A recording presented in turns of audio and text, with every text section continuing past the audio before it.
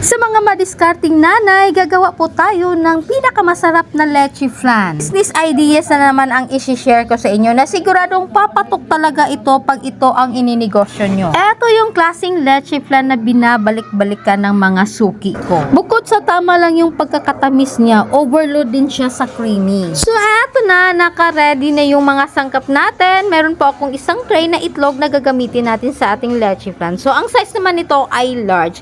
And then meron po akong dalawang lata ng condensed milk na ang sukat nito ay tigwa 1 kilo. And then, meron po akong 5 can na evaporated milk na ang sukat nito ay 360 ml. Sa isang tray ng egg, bali 30 pieces po yung laman, 25 pieces po yung pure egg yolk po yung ginamit ko.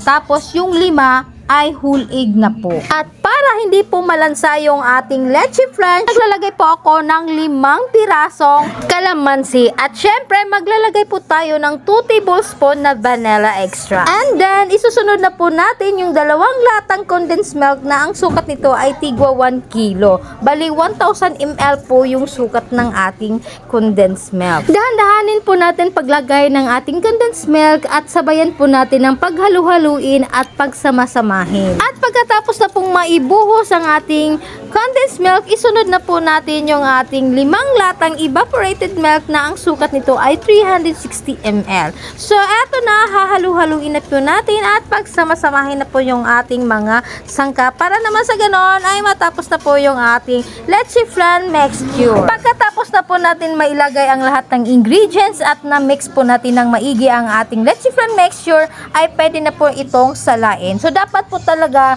na sinasala po yung ating leche flan mixture para naman sa ganon ay magiging perfect po yung kinalabasan ng ating leche flan. Ito po yung sikreto ng leche flan na hindi magbutas-butas yung kinalabasan. Dapat talaga makuha natin yung tamang consistency ng ating leche flan. So dapat wala talagang mabula na masama po sa ating lanera para naman sa ganon ay makuha po natin yung perfect texture ng ating leche flan. Sa pagsala naman ay pwede po siyang salain 2 or 3 beses. Pero sa akin naman ay 2 beses lang. Pero nasa sa inyo kung gawin yung 3. At dito naman sa kawali ay naglalagay lang po ako ng 2 cups ng white sugar para dito po ako magkakaramelize ng sugar. Ito yung pinakamadali at pinakamabilis na paraan sa paggawa ng ating caramelized sugar. Ito yung ginagawa kong pangmaramihan yung orders ng leche flan. Kaya ito yung technique talaga na mas mapabilis po talaga yung trabaho mo dito. Pag na-melt na po yung sugar sa kawali, as in melted na po talaga siya,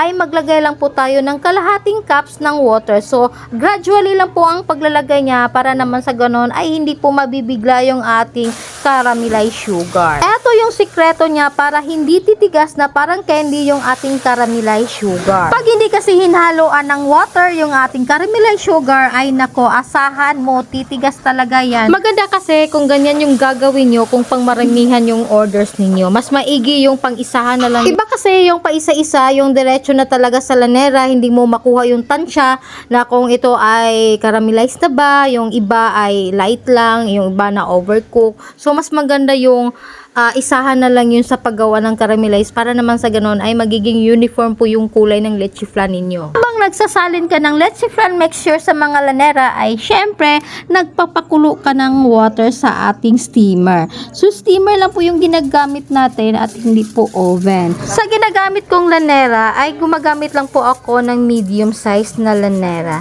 And then nagtataka lang po ako dito ng 1 cups at kalahating leche flan mixture para naman sa ganon ay hindi po siya mapuno at hindi po siya kulang-kulang. Tamang-tama lang po yung edge ng aking leche flan. And then, pagkatapos na pong malagyan ng lahat ng lanera, ay tatakpan po natin siya ng tin foil. So, pasensya na po kung hindi po natapat yung aking video dahil hindi ko po nakita na hindi pala nakapwesto yung aking camera. Lulutuin nga pala ang ating leche flan sa loob ng 60 minutes to 75 minutes. At dapat naka-low medium heat po ito. Pagkatapos na pong maluto ang ating leche flan, hahanguin po natin yan mula sa steamer at papalamigin bago po natin i-unmold. Ito nga pala ang total costing ng aking leche flan recipe. So, ito na po ang kabuuhang nagastos ng aking leche flan. So, kung gusto nyong gumawa, ay screenshot nyo na lang para naman sa ganon ay hindi nyo makalimutan ang ingredients at saka